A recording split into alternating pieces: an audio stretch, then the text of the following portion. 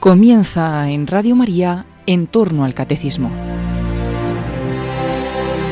En este tiempo de Navidad les vamos a ofrecer en 2 sábados la reposición de sendos programas A las fuentes de la fe en Tierra Santa, que dirige en Radio María el padre Francesco Voltaccio y que pueden ayudarnos a comprender y vivir mejor este tiempo litúrgico.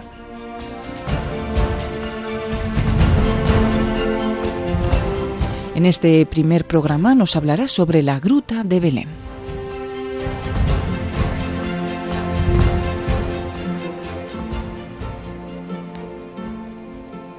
El pueblo que caminaba en las tinieblas ha visto una gran luz sobre los que vivían en tierras tenebrosas.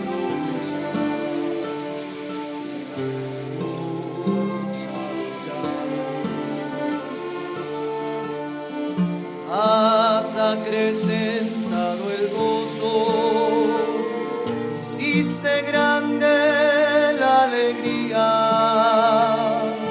como se alegran durante la siega. Queridos amigos de Radio María, hoy queremos intentar entrar, por cuanto es posible, en la profundidad del misterio de la Navidad de Cristo y deseamos contemplar al Dios que se ha hecho niño. En Belén especialmente resulta evidente cómo la fe cristiana está sólidamente fundada en la historia, en la geografía. Aquí Dios, en Belén Dios se ha hecho carne, se ha hecho historia y geografía. Y esta es precisamente la maravilla de la Navidad, el asombro que celebramos cada año ante, podemos decir así, el vértigo de Belén. Vértigo porque el infinito se ha hecho finito, el indefinible se ha definido en un lugar y en un punto del tiempo. El omnipotente se ha hecho indefenso y desarmado. El Evangelio no especifica que Jesús haya nacido en una gruta, pero narra que María lo acostó en un pesebre, Lucas 2:7. No obstante, la tradición cristiana antigua ha identificado una gruta de Belén como el lugar del nacimiento del Señor. Y esto es impresionante, la gruta, no solamente el pesebre, sino también la gruta. El Señor, aún permaneciendo Dios, se ha vaciado, esto es el símbolo de la gruta, se ha vaciado con el fin de colmar nuestro vacío profundo, simbolizado por la gruta. Y esto es el misterio de la Santa Gruta de Belén, que todavía hoy podemos visitar en Tierra Santa, en Belén. Gruta que los primeros judíos cristianos han llamado gruta luminosa, porque Cristo, luz del mundo, ha entrado en las cavernas más oscuras del hombre, en nuestras cavernas más profundas, en nuestros vacíos, y podemos decir en el pesebre de cada hombre. Porque en definitiva el pesebre es símbolo del hombre mismo, de todos nosotros, de cada uno de nosotros, de nuestros vacíos, en los cuales Dios ha penetrado para llenarlos de su plenitud. No por casualidad, como he dicho, los primeros judíos cristianos llamaban a esta gruta, Santa Gruta de Belén, la gruta luminosa, y llamaban a Cristo el pleroma en griego, o sea, la plenitud, o como recitan las odas de Salomón, la plenitud de los mundos o de los siglos, porque Jesucristo con su kenosis, en griego kenosis quiere decir literalmente vaciamiento, o sea, que se ha vaciado, Dios que se ha vaciado, la acción de vaciarse, con su kenosis, Jesús vaciándose nos ha colmado de su pleroma, de su plenitud. Es muy interesante porque algunos rabinos, a lo mejor, claro, más tarde, mucho más tarde, pero es interesante esta idea que tiene sus raíces también en el judaísmo del Segundo Templo, y también San Pablo hace algunas referencias, algunas alusiones. Algunos rabinos, muchos más tarde, han teorizado que Dios, al crear el mundo, aún estando presente en todo, se ha como retirado y no lo ha llenado de su plenitud para dejar espacio al mundo, al hombre y a su libertad. O sea, quiere decir que Dios, aunque haya creado el mundo, aunque los cielos y la tierra están llenos de su gloria, pero se ha como retirado para hacer ser lo que es y lo que no es Él, porque el mundo es distinto de Dios. Esta idea o esta doctrina después se ha denominado en el judaísmo, especialmente en el judaísmo místico, tzimtzum, retracción de Dios. Esta idea, aunque puede ser en algunos aspectos peligrosa, ahora no me voy a alargar en esto, pero esta idea remarca que la humildad de Dios que se ha manifestado en la encarnación con Jesucristo, esta humildad ya está presente en la creación, puesto que Dios por amor se retira, hace ser lo que es. Y esta humildad, claro, en su plenitud se ha revelado en nuestro Señor Jesucristo. En Jesucristo Dios, podemos decir, se ha retirado, claramente permaneciendo Dios, pero se ha hecho niño para recrear al hombre, para hacer de él una nueva creación, para llenarlo de su plenitud. Y la liturgia bizantina, por ejemplo, resalta con asombro este misterio cuando canta así, y cito, Dios privado de carne se encarna y el que no tiene principio comienza. El que está lleno ahora se vacía naciendo de la Virgen en una pequeña gruta. Como recién nacido es amamantado el que nutre a todo lo que respira. Esta es una paradoja, la gran paradoja de la Navidad, que se realiza precisamente en la gruta. El que es la plenitud se ha vaciado y ha llenado así nuestro vacío, el vacío de nuestra gruta. Desde los primeros momentos, los primeros cristianos o judeocristianos indicaban el lugar santo del nacimiento del Salvador. Aquí entendemos por judeocristianos los primeros judíos que han abrazado al Mesías, a Jesucristo. Y entonces los judíos locales que habían abrazado a Jesucristo indicaban el lugar santo del nacimiento del Salvador. Tenemos varios testimonios literarios que, junto con los testimonios arqueológicos, atestiguan la autenticidad de la gruta que hoy, justamente hasta hoy, es venerada por los cristianos de las distintas confesiones. El primer testimonio que tenemos habla de una gruta, precisamente, como lugar del nacimiento de Jesús. Y está contenido en un evangelio apócrifo, porque el evangelio habla solamente, el evangelio canónico, de un pesebre, pero no habla de una gruta. El primer testimonio se encuentra en un evangelio apócrifo que se llama Protoevangelio de Santiago, escrito probablemente entre el 140 y el 170 después de Cristo, pero que puede contener tradiciones mucho más antiguas. Cuidado que, aunque sea un evangelio apócrifo, entonces no es palabra de Dios, no es una palabra canónica, inspirada, quiere decir, por el Espíritu Santo, pero es un evangelio ortodoxo, o sea, quiere decir de recta doctrina, porque, para dar solamente un ejemplo, afirma ya con claridad, fijaos, desde el comienzo, estamos en el segundo siglo, pero con tradiciones mucho más antiguas, ya se afirma con claridad la virginidad perpetua de la Virgen María, antes, durante y después del parto. No es una idea posterior. Y precisamente en ese evangelio, el protoevangelio de Santiago, se narra que en el viaje de Jerusalén a Belén, en mitad del camino, San José encontró una gruta y allí llevó a María. Dejó junto a esta gruta sus hijos, que es muy claro este evangelio, son fruto de un matrimonio anterior, antes de que San José se quedase viudo y después tomó por esposa a María. Entonces esto ya he dicho, está totalmente preservada la virginidad de María. Entonces el evangelio dice que San José dejó junto a la gruta a sus hijos y salió a buscar una partera judía en la región de Belén.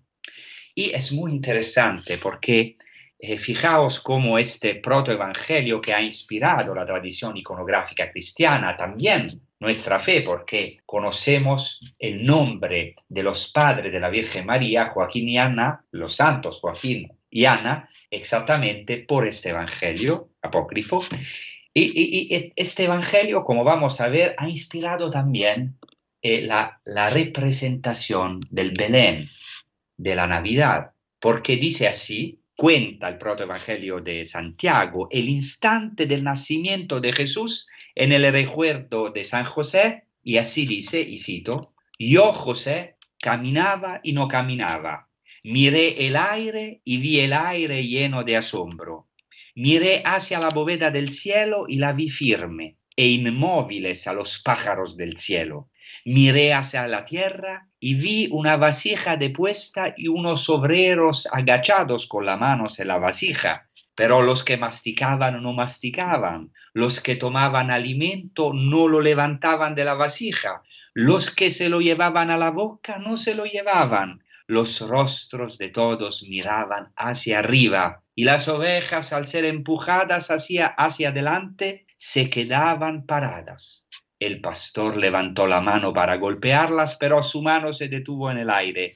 Miré a la corriente del río y vi las bocas de los cabritos apoyadas sobre el agua, pero no bebían. Después, en un instante, todas las cosas volvieron a su curso. ¿Por qué este largo relato? ¿Qué quiere decir? Quiere decir que ante la gruta, en el instante del nacimiento del Salvador, todo se detiene en un asombro universal. Parece de ver el Belén. Y si seguimos en la narración, se ve como después de que San José encontró la partera y la estaba conduciendo donde la Santa Virgen María, los dos se pararon en el lugar de la gruta y he aquí que una nube resplandeciente cubría la gruta. Después la nube se retiró de la gruta y en la gruta apareció una gran luz que los ojos no podían soportar. Poco después la luz fue disminuyendo hasta que apareció el niño. Así narra el protoevangelio de Santiago. Entonces habla de una gruta luminosa, de la nube de gloria que cubre la gruta. Esto es un tema típico de la tradición judía, porque la nube de gloria indica que la Shejinah, quiere decir la presencia divina, la morada misma de Dios, llena la gruta. Y ahora esta presencia total, llena de Dios, es claramente Jesucristo. Entonces ahora vamos a reflexionar, a meditar en esta maravilla de nuestro Dios que viene, de nuestro Rey que viene, en nuestro Señor Jesucristo, en una gruta con un canto, que es un villancico, Ya viene mi Dios, ya viene mi Rey, adaptado por Kiko Argüello y ejecutado por algunos hermanos del Camino Neocatecumenal de Bolivia. Gracias.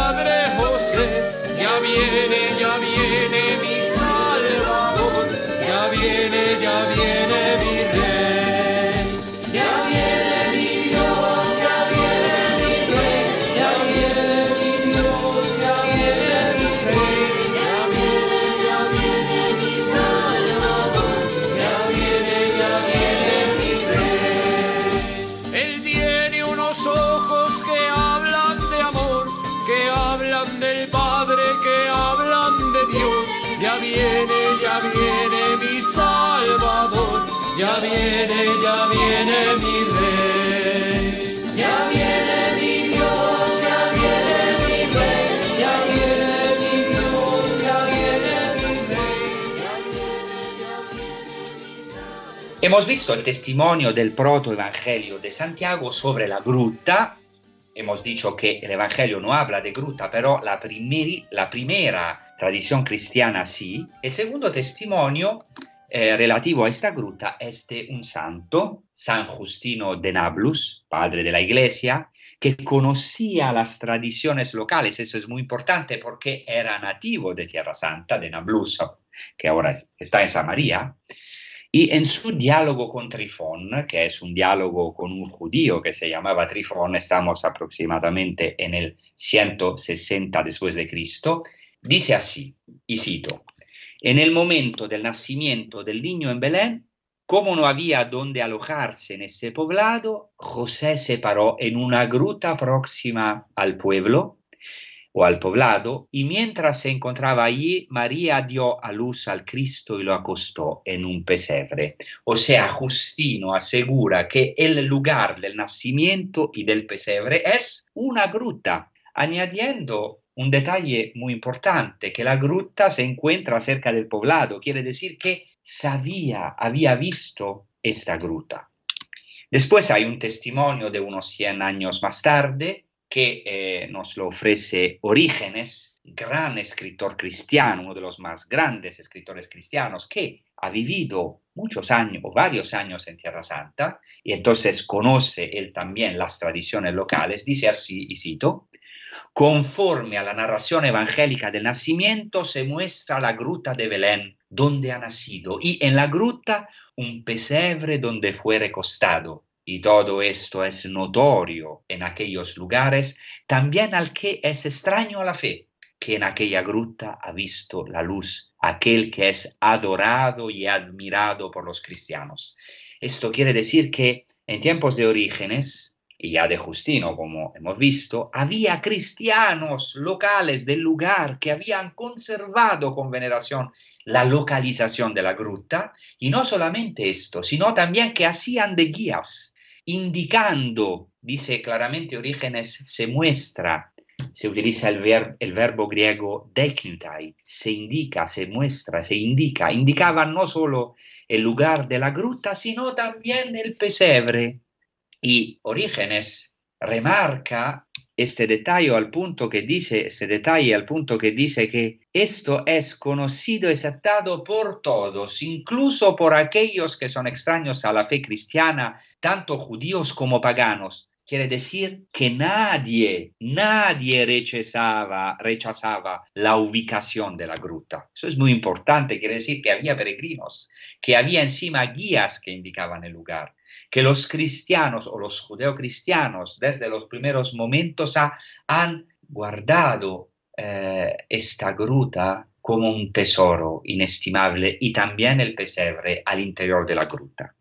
Después tenemos el testimonio de Eusebio de Cesarea, gran obispo del IV siglo, historiador de la época constantiniana, y confirma los datos facilitados por San Justino y por Orígenes, y escribe así, y cito: hasta hoy los habitantes del lugar dan testimonio como tradición recibida por sus padres, o sea, una tradición recibida por sus padres, a aquellos que llegan hasta Belén para conocer los lugares, confirmando la verdad de los hechos narrados, indicando la gruta en la que la Virgen dio a luz y acostó al niño. O sea, Eusebio de Cesarea relata que en el lugar de la gruta, se indicaba y era tradición recibida por los padres, y dice más aún que fue allá erigida una basílica por iniciativa de Santa Elena y de su hijo Constantino, y todavía hoy podemos ver los restos arqueológicos de esta maravillosa basílica bizantina, por ejemplo, los mosaicos bajo del suelo. Después tenemos también el testimonio, también esto del siglo IV después de Cristo, de San Jerónimo. San Jerónimo, grandísimo santo, padre de la Iglesia, que vivió, fijaos, durante 35 años en Belén, entonces conocía perfectamente las tradiciones locales. Él afirma: admiro mucho al Señor, que siendo el creador del mundo no nace entre oro y plata, sino en el barro. Él no ha nacido en medio de oro y riquezas, sino en medio del estiércol, en un establo, En todo establo hay estiércol, porque nuestros pecados eran más sucios que el estiércol. Hasta aquí San Jerónimo. Este detalle que el santo Jerónimo añade es de una importancia fundamental. Los pastores acostumbran hacer reposar al rebaño o hacerlo pernoctar dentro de las grutas, especialmente a las cabras que sufren el frío más de las ovejas. Por eso estas grutas, sabemos, servían como establos. Entonces no hay contradicción entre gruta y establo, eso es muy importante. Hoy en día en algunas grutas usadas por los pastores se pueden ver los pesebres excavados en la roca. Entonces San Jerónimo exalta la gracia que todos nosotros hemos recibido en nuestro Señor Jesucristo, que ha descendido hasta nuestro estiércol, hasta nosotros que estábamos en la fosa de la muerte, y como dice el Salmo, en el fango de la ciénaga, en el barro, porque San Jerónimo en esta homilía que recién mencionado, habla del pesebre de barro. En este fango, en este barro, en esta inmundicia, Jesús ha descendido hasta el punto más bajo, allí donde nosotros no podemos llegar, donde no podemos mirar a nuestro, si me permiten, asco, a nuestro lugar más sucio, como es un pesebre, un lugar donde comen los animales. Jesús entonces ha venido en su nacimiento a sacarnos del estiércol de nuestros pecados, levantando, como dice el Salmo, al pobre de la basura. Él, aún permaneciendo sin pecado, se ha ensuciado, podemos decir, con nuestro barro, no ha desdeñado tomar nuestra debilidad, empastándose con la tierra de nuestra humanidad, con nuestro humus. Él se ha hecho hombre en todo, excepto en el pecado, para tomar sobre sí nuestro pecado.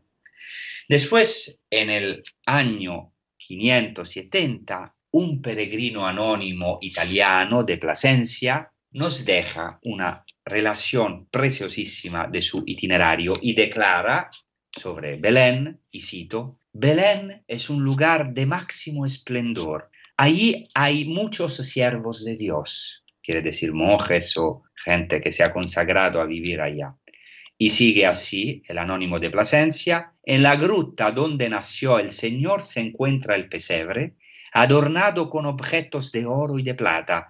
Hay lámparas encendidas día y noche. La entrada de la gruta es verdaderamente estrecha.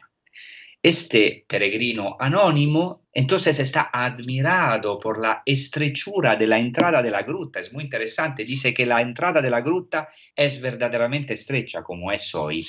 Y es muy interesante que actualmente no solamente la entrada a la gruta, sino la entrada a la Basílica de la Natividad se hace a través de una puerta baja y estrecha, como sabe, a lo mejor vosotros sabéis, los que han venido de peregrinación saben muy bien, una puerta baja y estrecha que se denomina puerta de la humildad, porque todos nosotros tenemos que hacernos pequeños y inclinarnos, una cosa que no nos gusta nunca, inclinarnos para pasar a través de esta puerta de la humildad. Todas las personas tienen que inclinarse para entrar en el lugar de la natividad, así como Dios mismo se ha inclinado, haciéndose el último de todos. Entonces Jesucristo ha entrado, esta es la buena nueva de la Navidad, ha entrado en lo que es angosto, en nuestras angustias y estrecheces más profundas, allí donde nosotros no podemos entrar. Él que ha dicho: entrad por la puerta estrecha en el sermón de la montaña, ha decidido entrar por la puerta estrecha de la encarnación. Y así podemos decir: bendita tú, ciudad santa de Belén, porque has visto la maravilla, has visto al Dios niño, un Dios que se hace pequeño, que entra por mí y por ti, por esta puerta estrecha, la puerta de la humildad. Dios está allá, está oculto, oculto en una gruta, oculto en nosotros, escondido, secreto, oculto, profundísimo. como canta la liturgia bizantina de la Navidad con el gran poeta y santo romano el Meloda, que dice así, que exclama con asombro que ha encontrado, dice literalmente, es maravillosa esta frase, ha encontrado las delicias en un lugar oculto, o sea, en la gruta. Entonces, el escondimiento de Dios, su descendimiento, su kenosis en la gruta, es una palabra de gran fuerza para nosotros, que a menudo no aceptamos quedar escondidos, ni tampoco inclinar la cabeza ante los acontecimientos de la vida, de la historia, y ante, sobre todo, a los demás. Pero el único camino, el verdadero camino al reino de los cielos es el de hacerse pequeños y humildes, aceptar ser considerado sin importancia. El Mesías mismo, nuestro Señor Jesucristo, ha aceptado permanecer oculto y que se le considerase un hombre fracasado y sin importancia, ser rechazado desde el primer momento de su existencia, o sea, en Belén. Después tenemos un testimonio que a mí me gusta muchísimo, en el siglo VII, del santo patriarca de Jerusalén, Sofronio, que es un patriarca que sufrió muchísimo porque tuvo que ver con inmensa amargura la ciudad santa Jerusalén en manos de los conquistadores islámicos en el 638. Él declara así en relación a Belén: con el entusiasmo del amor divino en el pecho, que yo pueda ir deprisa a la pequeña ciudad de Belén, donde el Rey del universo ha nacido. Esto es una invitación para todos nosotros, no solamente nosotros que tendremos la gracia, yo tendré la gracia de ir la noche santa de peregrinación a la Santa Gruta de Belén, pero todos nosotros espiritualmente somos llamados a ir deprisa, con el entusiasmo del amor divino en el pecho, para adorar al Rey del universo que ha nacido en Belén. Es muy interesante que esta expresión deprisa que utiliza San Sofronio está sacada del Evangelio de Lucas, porque los pastores, después del anuncio del ángel, se fueron deprisa a Belén para adorar al niño. Y después el patriarca San Sofronio se dice a sí mismo, ¿no? Decimos así, dice: danzaré cuando haya entrado en medio de aquella santa iglesia, del venerable cuadripórtico y del noble ábside triconche, porque era una basílica maravillosa. O sea, San Sofronio quiere danzar, no sabe cómo expresar esta alabanza, esta exultación. La presencia de Dios entre los hombres suscita alegría y exultación, tanto que el patriarca desea danzar cuando llegue al lugar santo, al interior de la iglesia, como un loco, podemos decir, como el rey David. Eso recuerda la danza del rey David, que en la Biblia está claramente narrado que el rey David, ante el arca de la alianza, la presencia de Dios, danza. O sea, esto le provoca una alegría incontenible a tal punto que no puede expresar esta alegría sino danzando. Y así el patriarca Sofronio, y así nosotros tenemos que danzar en frente de un Dios que se hizo pequeño, que se hizo nada para todos nosotros. Por eso ahora vamos a escuchar un canto tradicional de Navidad en inglés, Joy to the World, las primeras palabras ejecutado por The Petersens, que es una familia cristiana que este canto dice eso, digo solamente la primera parte: alegría para el mundo, alegría para el mundo, alegría para el mundo. El Señor ha venido, que la tierra reciba a su Rey. Deja que cada corazón le prepare la habitación. Y el cielo y la naturaleza cantan, y el cielo y la naturaleza cantan.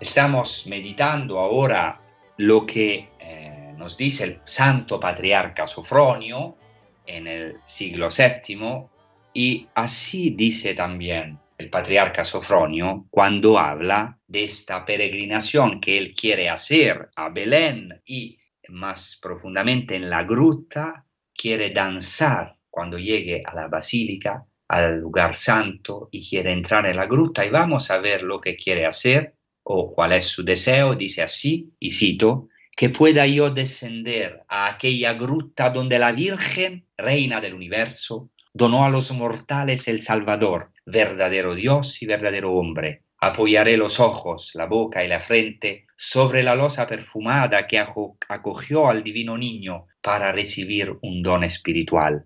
Me acercaré con veneración al pesebre glorioso, porque por él yo, aunque privado de razón, fui nutrido por la palabra divina. ¡Qué maravilla!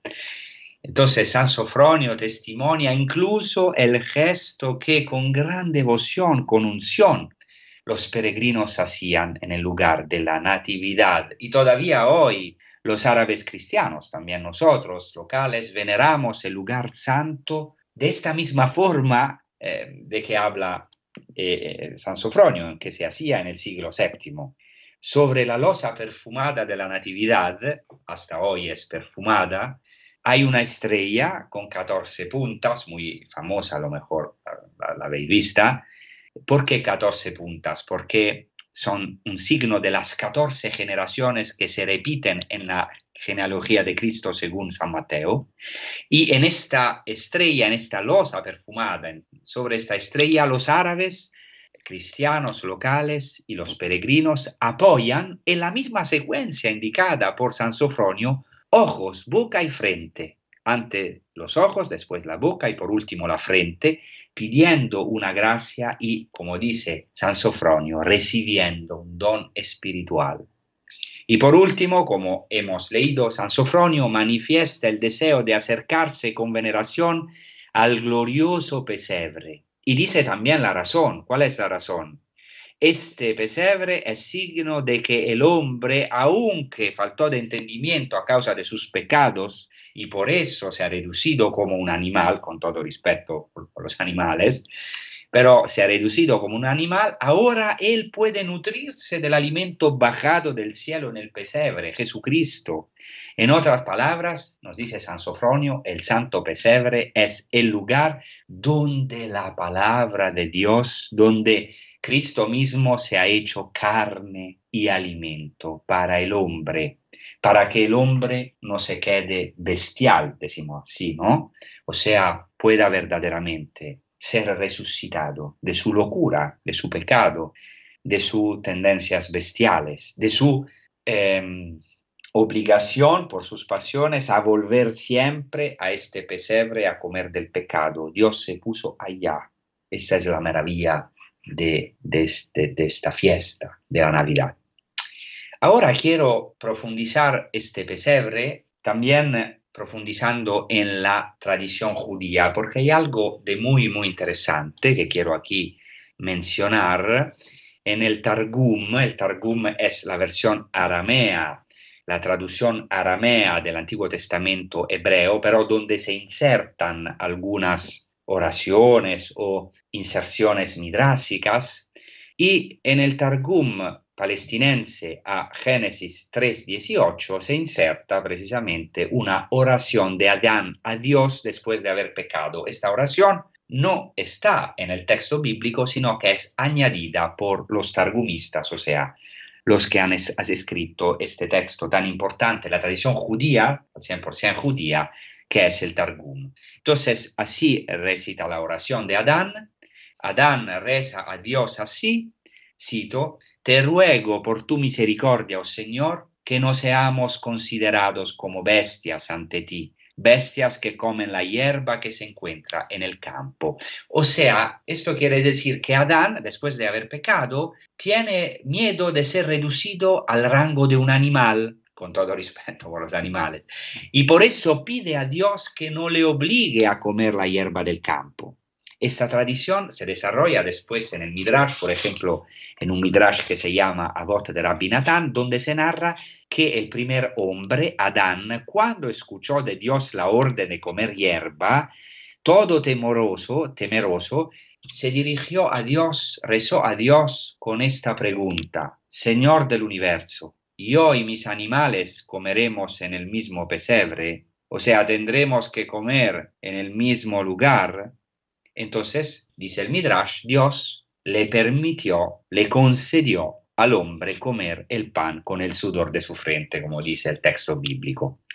Interesante que la misma tradición se repite en el Talmud, que recoge las tradiciones de los primeros rabinos, que es un texto normativo para los judíos, y que afirma que cuando Adán oyó esta sentencia divina de comer la hierba campestre, de que habla precisamente Génesis 3:18, empezó a llorar y a decir así: «Señor del universo, yo y mi asno, interesante el asno, yo y mi asno comeremos por tanto en el mismo pesebre». La tradición cristiana y también la tradición patrística ha tomado este elemento de la tradición judía. Por ejemplo, la tradición cristiana bizantina ha destacado que el primer hombre, Adán, a causa de la transgresión, se redujo casi a un ser sin entendimiento o falto de entendimiento, ya que el pecado, como sabemos, nos vuelve loco al hombre, como una bestia que vuelve siempre a su pesebre, a su vicio. Y así los padres de la Iglesia afirman que el nuevo Adán descendió al pesebre en el que cayó el viejo Adán para levantarlo del pesebre y darle la dignidad perdida. Esto tenemos que meditarlo cuando vemos al pesebre.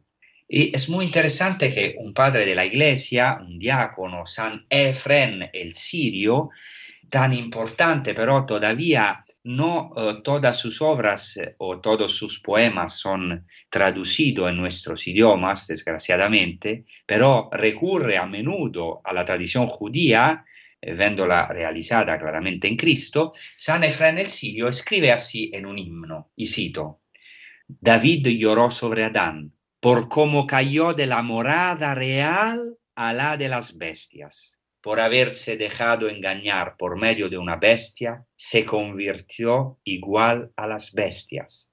La maldición hizo que, como resultado de la maldición, junto con ellas se alimentó de hierbas y de raíces, y como ellas murió. Bendito sea aquel que lo separó de nuevo de las bestias». Entonces, para Efrén, Adán, o sea, cada uno de nosotros, cayó del Edén, morada real, al barro de los animales, de la morada real al barro de los animales. Pero Jesucristo, nuevo Adán, viene a levantarnos, a levantar al viejo Adán que somos nosotros después de haber pecado y nos eleva de nuevo desde el barro del pesebre a la morada celeste. Maravilla de las maravillas. No podemos encontrar palabra para hablar de un misterio tan maravilloso. Entonces, todos esos temas que hoy he tratado se encuentran en la liturgia bizantina. Ahora quiero referirme a esta liturgia.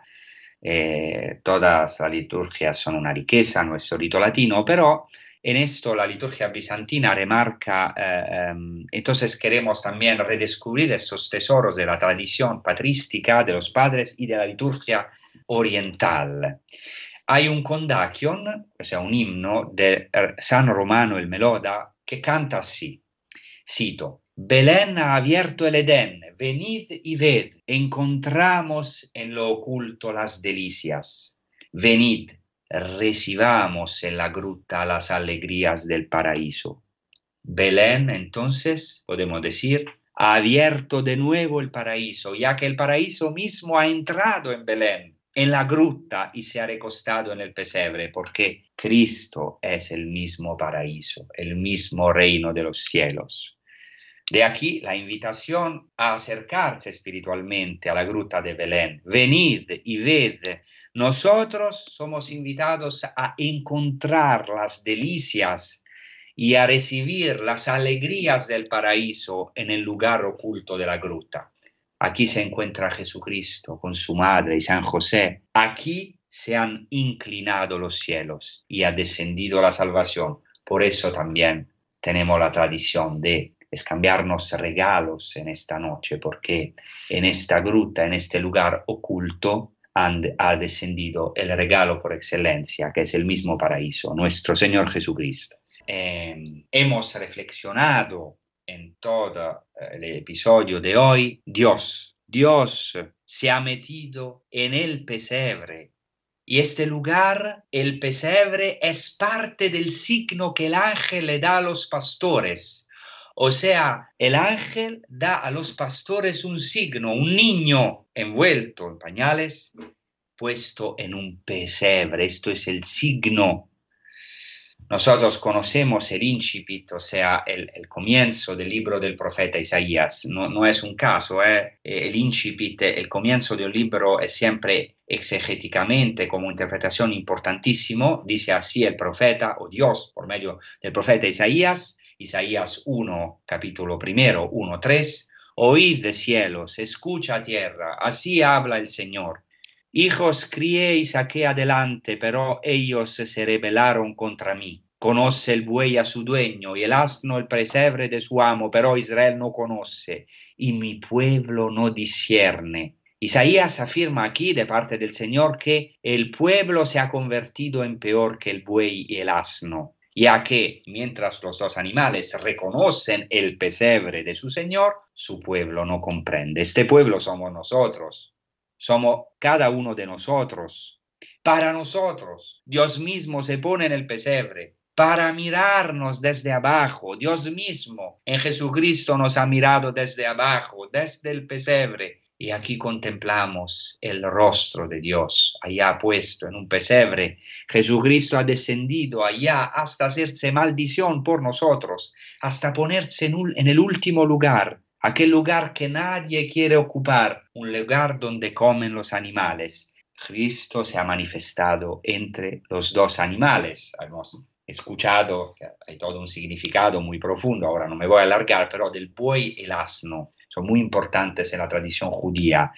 Es muy interesante que también en el libro del profeta Habacuc, la 70, que es la traducción griega del Antiguo Testamento hebreo, en el capítulo 3, tercero al versículo 2, añade algo que ha inspirado exactamente estos dos animales en el pesebre, junto con Isaías, el buey y el asno. Dice así esta inserción de la 70, te manifestarás, o sea, está hablando de Dios, te manifestarás en medio de dos animales. Cuando estén próximos los años, serás conocido. Cuando llegue el tiempo, te manifestarás. Entonces Dios mismo tiene que manifestarse en medio de dos animales, según la traducción griega del profeta Habacuc. Y es muy interesante que un texto de la liturgia bizantina, atribuido a Juan el Monje, ofrece una genial interpretación del pesebre y de estos dos animales. Dice así: incomprensible el misterio que hoy se realiza en Belén. El invisible es visto. Aquel que no tiene carne se encarna. El verbo asume cuerpo y aquel que es se convierte en aquel que no era. La Virgen da a luz en la gruta un niño recién nacido, al creador de la naturaleza. El pesebre representa el trono celeste. Los dos animales expresan la asistencia majestuosa de los querubines. Es un texto impresionante, de una profundidad que no sé explicar, pero lo intento. En el Arca de la Alianza, Dios estaba presente entre los dos querubines que estaban uno frente al otro, y los judíos remarcan que Dios aparece en medio de los querubines, en un lugar vacío. En medio de los querubines, allá en el vacío, aparece Dios, está Dios en el Santo de los Santos, en la Arca de la Alianza, en medio de los querubines, cuyos rostros estaban uno frente al otro, como testimonio de que Dios está presente allí donde se reconoce el rostro del otro, el rostro del hermano, allí donde podemos decir existe la comunión. Dios entonces estaba presente invisiblemente entre los dos querubines de oro en el Arca de la Alianza, y ahora, dice la liturgia bizantina, está presente visiblemente entre los dos animales, entre el asno y el buey. ¿Qué quiere decir? Lo dice, ¿no?, este texto de la liturgia bizantina de una forma maravillosa. Quiere decir que, cuidado, el pesebre se convierte en el trono celeste. Por eso, en un otro texto de la liturgia bizantina se canta: el cielo te ha traído la primicia de las gentes, a ti, niño, que yaces en un pesebre. ¿Qué hay más miserable que una gruta? ¿Qué cosa más humilde que unas vendas? Pero es aquí donde resplandecía la riqueza de tu divinidad. Señor, gloria a ti. ¿Cuáles son las consecuencias para nuestra vida de todo esto? Que nuestra pobreza es el trono de Dios, es el lugar donde resplandece la riqueza de la divinidad de Cristo. Por consiguiente, no somos nosotros los que tenemos que colmar nuestros propios vacíos, porque en nuestras zonas oscuras, en nuestro pesebre, tal cual, en medio de los animales, como los animales, donde nosotros estamos obligados a volver para llenar nuestros vacíos, allá se ha puesto Cristo. Ahora, en dicho pesebre, en vez de nuestra suciedad, encontramos el rostro de Dios que nos ama, que se ha hecho un niño pequeño, que, si lo acogemos, ilumina las profundidades de nuestra alma. Ahora podemos entrar sin miedo en las profundidades de nosotros mismos y allá encontrar la luz de Cristo, luz y plenitud que ilumina nuestra gruta, y que llena nuestros vacíos. Claramente, a pesar de los sentimientos que el nacimiento suscita en nosotros desde niños, el pesebre es un lugar que también suscita rechazo. Y en este pesebre que somos nosotros, podemos decir sucio y maloliente, Dios se ha recostado. El pesebre se convierte en el trono mismo de Dios. Por eso dice San Pablo: santo es el templo de Dios que sois vosotros. Entonces Belén nos dice que no tenemos que tener miedo de nuestra humanidad, porque Dios ha elegido este trono pobre, mísero, un lugar repugnante, el pesebre, o sea, nuestra humanidad. En el pesebre ya está prefigurada la cruz de Cristo, la cruz gloriosa, trono donde Jesucristo reina. Nosotros somos el pesebre, sí, nosotros somos el trono de Dios. Y de este modo podemos entrar en la profundidad abismal e insondable del misterio del amor de Dios que se ha revelado en Belén. Viniendo al mundo, Dios ha entrado en este lugar, en el lugar más escondido, el más profundo, en la gruta, en el pesebre, en lo más recóndito de nosotros mismos. Nosotros entonces somos el lugar santo, como afirmó un gran exegeta, intérprete de la escritura medieval, San Beda el Venerable, que dice: todavía hoy y hasta el fin del mundo el Señor no cesa de ser concebido en Nazaret y de nacer en Belén. Cuando uno cualquiera de los que le escuchan acogida a la flor de su palabra, hace de sí mismo la casa del pan eterno. Cada día que el Señor es concebido en el seno virginal, es decir, en el espíritu de los creyentes, Él es concebido a través de la fe y engendrado mediante el bautismo.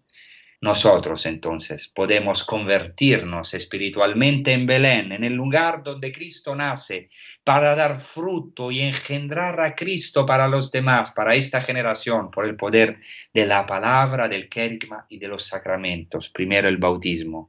Nosotros somos el pesebre donde Cristo se recuesta para transformarnos en morada celeste. Muchas gracias y buena continuación con Radio María España.